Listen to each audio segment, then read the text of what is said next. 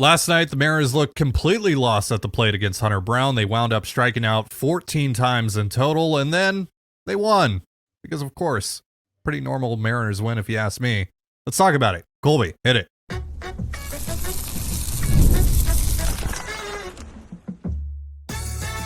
You are Locked On Mariners, your daily Seattle Mariners podcast. Part of the Locked On Podcast Network, your team every day. Ahoy, sailors. It is Wednesday, May 29th, 2024. This is Titan Gonzalez and Colby Patnode for the Locked On Mariners podcast, part of the Locked On Podcast Network, your team every day. On today's show, we're going to talk about the Mariners' 4-2 win over the Astros last night, go over that chaotic 8th inning, Luis Castillo's night, a strong outing by the bullpen, and get you set for Game 3 as the M's go for the series win tonight. But before we do that, shout out to our title sponsor today, eBay Motors. From brakes to exhaust kits and beyond, eBay Motors has over 122 million parts to keep your ride or die alive. With all the parts you need at the prices you want, it's easy to bring home that big win. Keep your ride or die alive at ebaymotors.com. Eligible items only, exclusions apply, eBay guaranteed fit, only available to U.S. customers. And if you want to hear from me and Colby even more and help support the show, check out our Patreon. The link is in the description, and you can sign up for a free 7-day trial.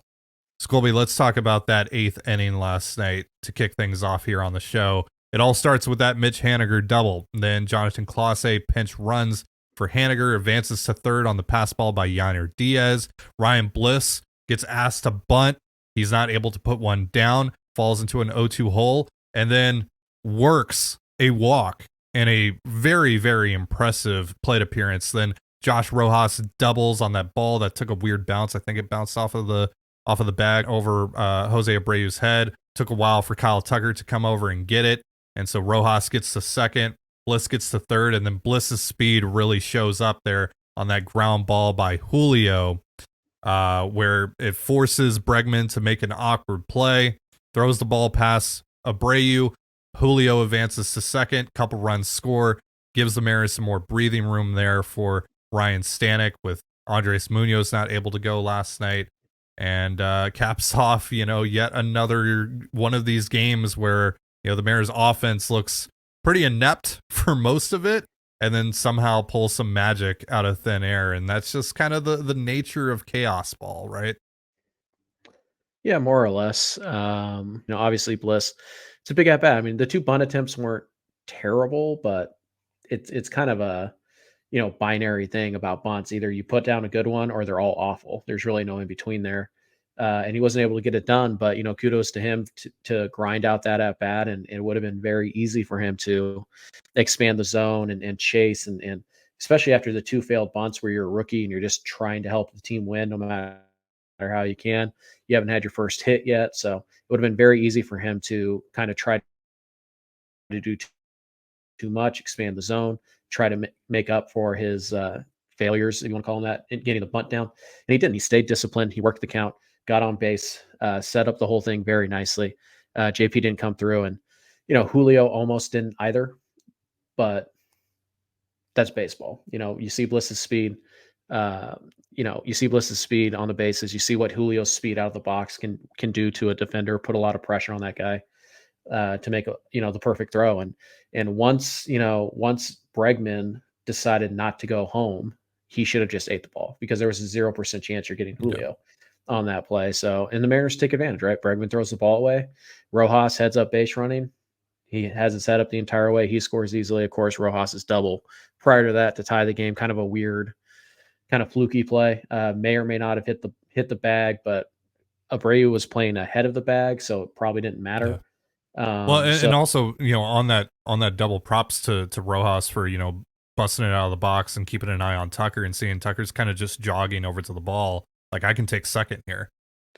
Right.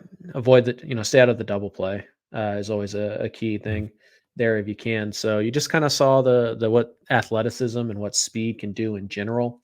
It puts a lot of pressure on your defense, even when, their balls aren't hit hard. Like it still puts a lot of pressure on you. You have to make the plays. And we've seen this a few times where the Mariners have really rallied.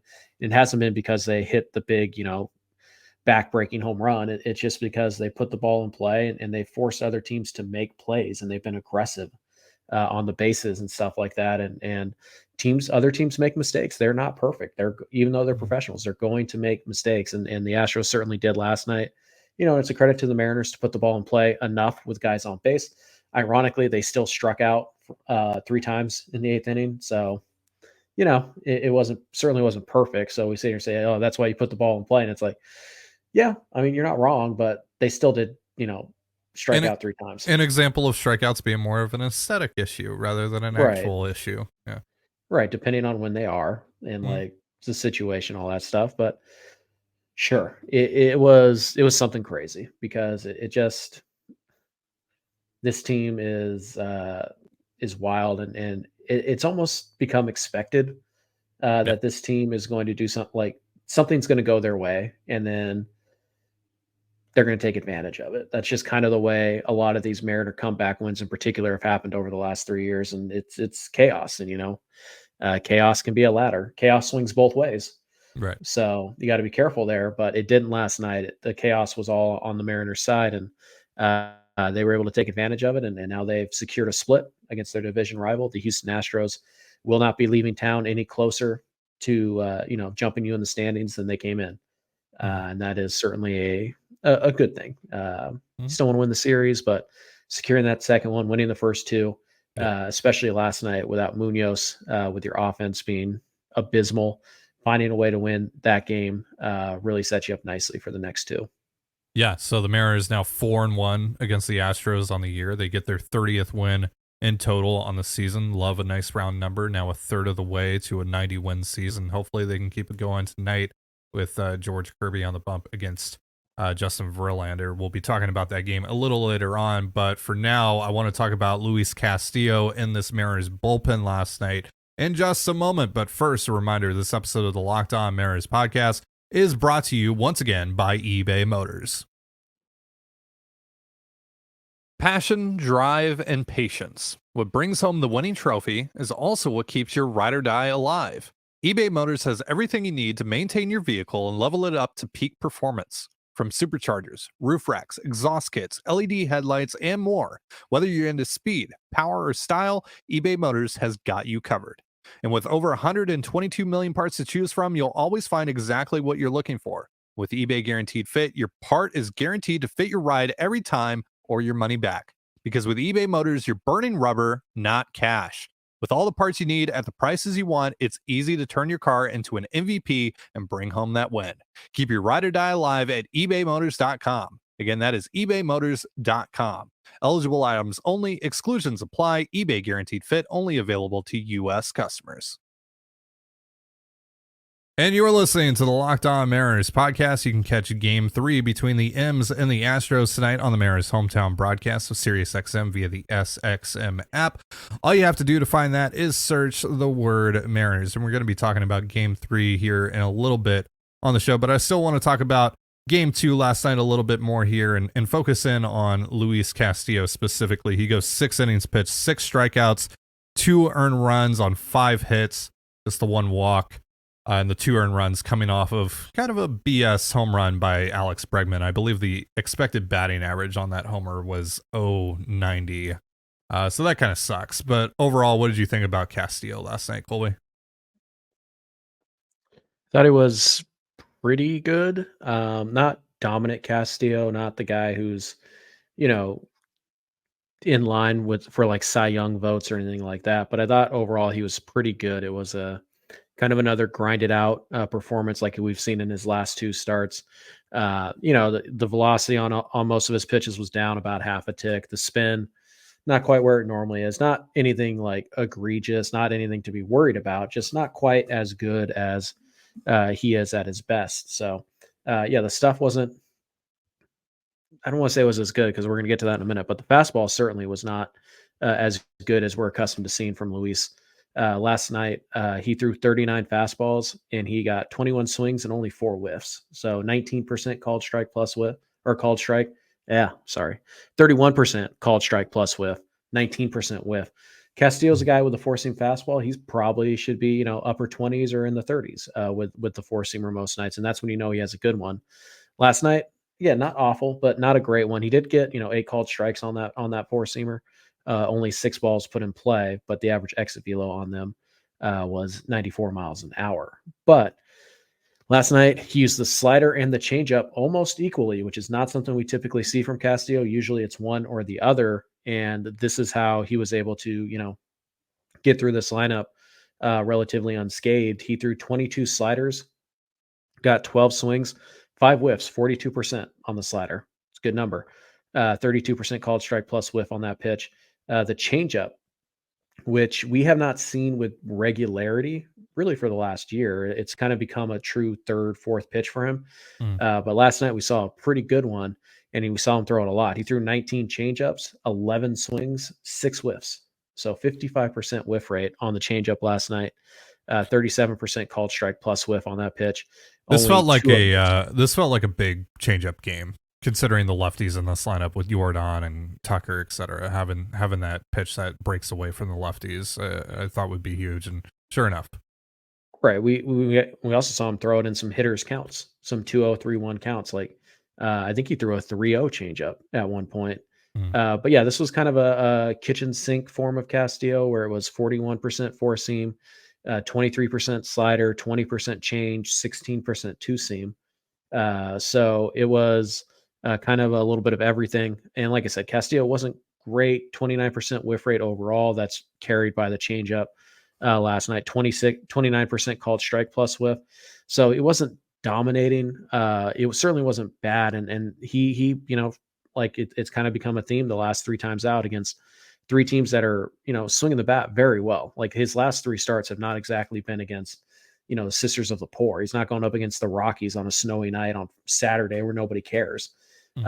He's going up against, 3 really good offenses that are swinging the bat well, and he's grinding it out, and he's finding a way to, help his team win these games or give them a chance to win the games, even though he hasn't been at his best. So it's a really good sign from Luis that he's able to do that. And maybe one of the more underrated or like not talked about moments of last night's game that really turned the tide is we see it is the 5th or the 6th inning. It might've been the 6th. Runner on third, 1 out. You're already down 2-1.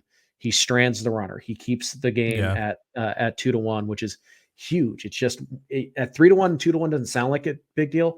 It's huge because now you're talking about having to score 2 just to tie the thing. It makes a big difference to the psyche and really to just the actual like tangible odds of you winning that game to strand that runner on third base. So he did something pretty similar in New York as well.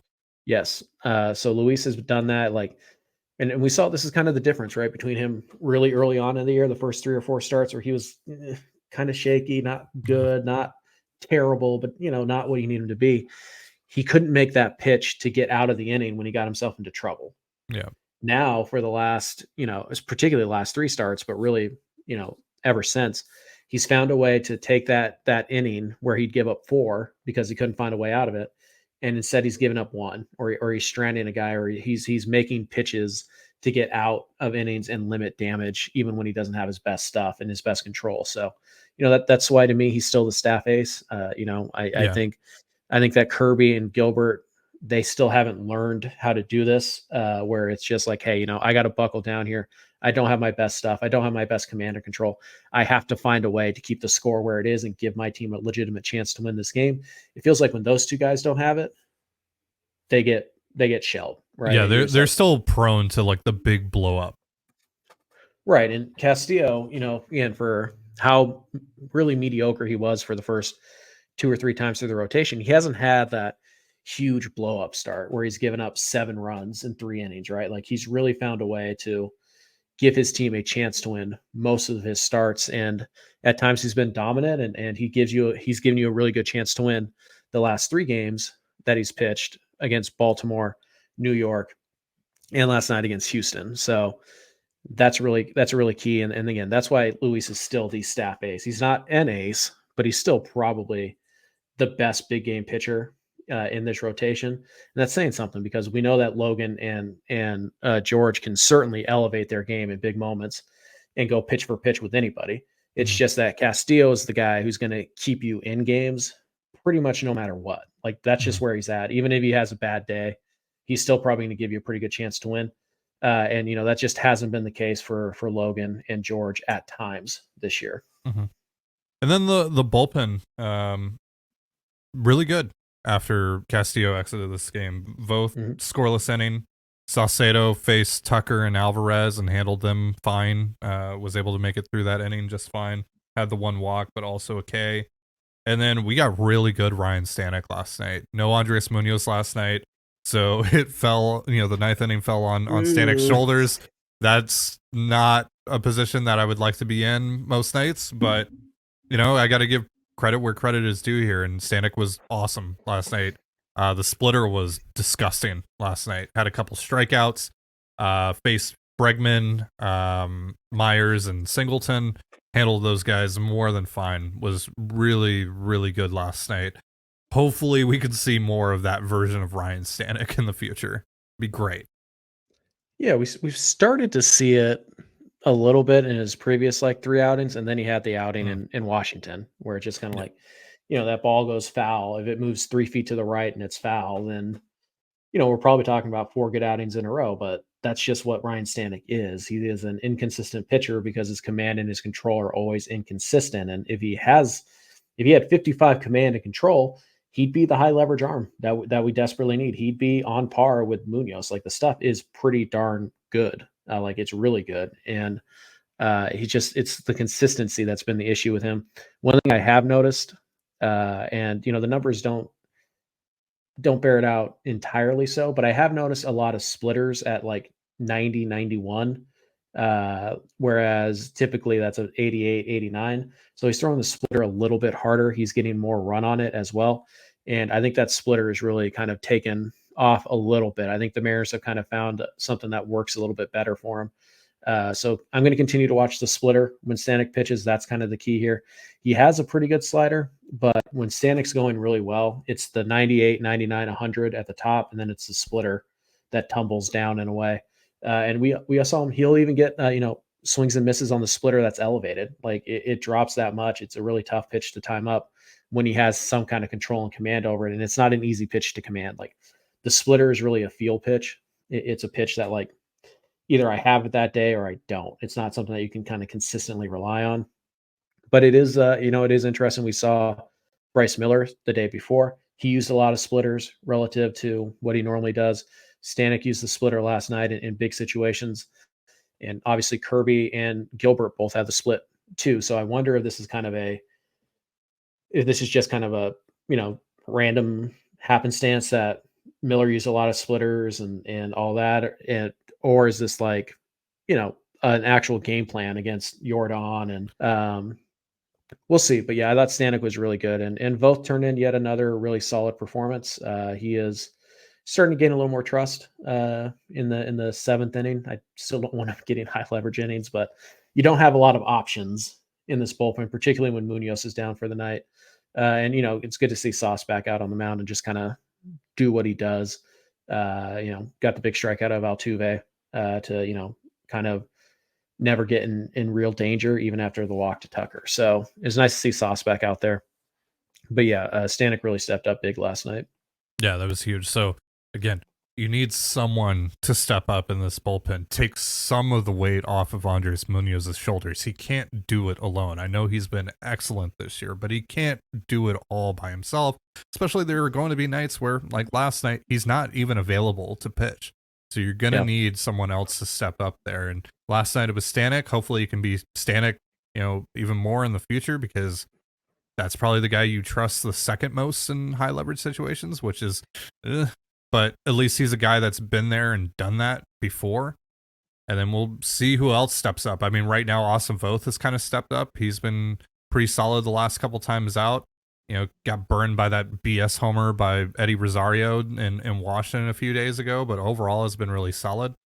Mm-hmm. I think right now the problem with the bullpen isn't really the arms that are in it. It's just the roles that those arms are finding themselves in right now. They're not in their proper roles, and so it's kind of exaggerating the struggles of the bullpen as a whole. It's just they need another at least mid to high leverage arm right this second.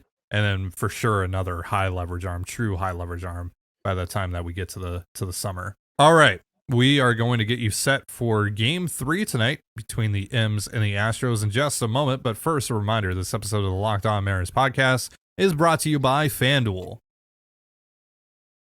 It's winner take all time in the NBA and NHL, and FanDuel is giving you a shot to bring home a big win of your own. Right now, new customers get $150 in bonus bets with any winning $5 bet. That's $150 to bet on spreads, money lines, player props, and more. Visit FanDuel.com/lockedon. That's LOCKEDON, and make every playoff shot count. FanDuel, America's #1 sportsbook. And you're listening to the Locked On Mariners podcast. Once again, you can catch game 3 between the M's and Astros tonight on the Mariners hometown broadcast with SiriusXM via the SXM app. All you have to do to find that is search the word Mariners, and that's what we're talking about right now here on the Locked On Mariners podcast. Game 3, Justin Verlander versus George Kirby. And with Verlander, 41 years old, still kicking, but he's not the perennial Cy Young contender Justin Verlander anymore. Still having a pretty solid season. Still capable of having a good start here on the occasion. What are your thoughts on Verlander, this version of Justin Verlander specifically, and how did the Mariners get to him tonight? Yeah, Verlander is a guy who, at least when I think about Verlander, I think of the explosive fastball and just how much value he gets out of that pitch. But this year in particular, now he got off to, a late start. So maybe it's just about, getting his reps in and getting to this point, but his fastball has been below average in terms of run value. Teams are really squaring it up. He's only throwing 93, 94 now, occasionally 95, whereas even just 2 years ago, he was, touching 100. So the fastball velo has definitely gone down. He's not quite as good as he used to be. Still a solid pitcher overall. Verlander is still a threat, certainly, but the fastball has taken a step back this year, even from where it was last year. So far, again, you got a late start, so there's not. It's not like we can completely write off the fastball, but that's still his bread and butter pitch. That's what he's going to go to. He has 2 pretty good breaking balls. We know how the Mariners do against breaking balls, so I'm sure we'll see plenty of curveballs tonight. Particularly against the lefties. So it'll be interesting to see how he looks, but I think you want to try and jump on that fastball. It's always been his best pitch, and it's still a pitch that he's going to try and use about half the time, but it's not been as effective as it has been in the past, probably because the dude's 41 years old and he's got a lot of innings. So, you want to jump on Verlander's fastball when you get a chance. The breaking ball is still pretty good. He'll hang it on occasion. Like, again, this is still a good, solid pitcher. It's just he's not the ace that he used to be. He is more of a number 3, number 4 type that can occasionally get roughed up. The Mariners' history against Verlander, not great. They have got him a couple times, but that usually happens very early in the game. If you're going to get Verlander, you probably got to do it, in the first 3 or 4 innings because, when he smells blood in the water, he tends to turn into like a different pitcher almost, where he is, just looking to destroy you. So you got to get him early. You got to put pressure on him early. When you get that first pitch fastball down the middle of the plate, don't take it. Take your swing. Try to hit something hard in play. That's how you're going to beat Verlander tonight if you can. If you get into a bunch of 2-strike counts, if you're missing the fastball in the middle of the plate, you're going to be in trouble because he can still put you away with the breaking stuff. But this is not the scary matchup it was even 2 years ago. Verlander is almost human now. And so you might have a shot to score some runs off of him, but you got to be aggressive. You got to be aggressive on the fastball early in the count.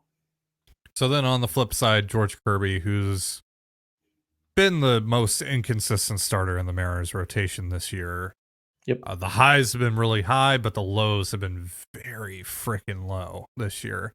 I know it's kind of a mixed bag, and it's just like, we'll just see what we get on a night-to-night basis when it comes to George. But do you have any thoughts on George heading into the start? Yeah, I want to see how often he uses the splitter, like we talked about in the last segment, particularly against the powerful lefties. I want to see if maybe he tries to expand the zone earlier in counts. That's something Miller did. His first strike percentage on Monday wasn't very good. Castillo last night, he wasn't just serving up meatballs in the middle of the plate. So it feels like maybe rotation in general is kind of starting to shift to more like, hey, let's not be afraid to fall behind 1-0, right? Like we know what an emphasis the Mariners put on getting ahead of guys, but see if you can get them to expand the zone early. Trust yourself that if you fall behind 2-0, 2-0, 3-1, you can make a quality pitch on the corner and get a call to get back in the at bat. So we'll see what George does tonight. He's faced Houston a lot. Arguably the best start of his entire career came against Houston in the playoff game. He has a sub-2 ERA against them just in the regular season. That's not including the 7 shutout innings he threw on them in the playoff game. So he's had a really good track record against Houston. His last start out against Houston, he was okay. He was pretty good, pretty solid. But we'll have to see again. It's a mixed bag with him because you don't know how long he's going to be able to go. You don't know how sharp he's going to be. Some of that is the knee. Some of that is how aggressive is Houston going to be, and how I guess bullheaded is George going to be about getting ahead of guys. Is he going to be willing to work from behind in counts to kind of avoid getting ambushed a little bit? And can he get these guys to stretch the zone a little bit and go chasing early in counts to really set himself up for success? If the Astros are going to be aggressive and they're going to swing at pitches outside of the strike zone early, that bodes really well for George to get deep into this game and maybe have an Arizona Diamondbacks type of start in him because the last few starts have not gone well for George. And we know how he can use his anger to kind of turn things on and refocus himself. So hopefully that's what we get tonight, but it's just tough to say. We know he's not at 100%. We know, exactly what teams are going to try to do to him. And it's just a matter of whether or not George can execute better than Houston can. That's going to do it for our show. But before we get out of here, a reminder that Locked On has launched the first ever national sports 24/7 streaming channel on YouTube. And now it's also available on Amazon Fire TV and the free Fire TV channels app. Locked On Sports Today is here for you 24/7, covering the top sports stories of the day with the local experts of Locked On, plus our national shows covering every league. Find Locked On Sports Today now available on the free Fire TV channels app. Thank you so much for joining us here on the Locked On Mariners podcast. For Colby Patnode, I'm Ty Dane Gonzalez. Be sure to give us a follow on Twitter at @LO_Mariners. You can follow me at Ty Dane Gonzalez and Colby at CPAT11. That's CPAT11. You can also find all that stuff in the description of this episode. Have yourself a beautiful baseball day, and we'll see you after the game tomorrow. Peace.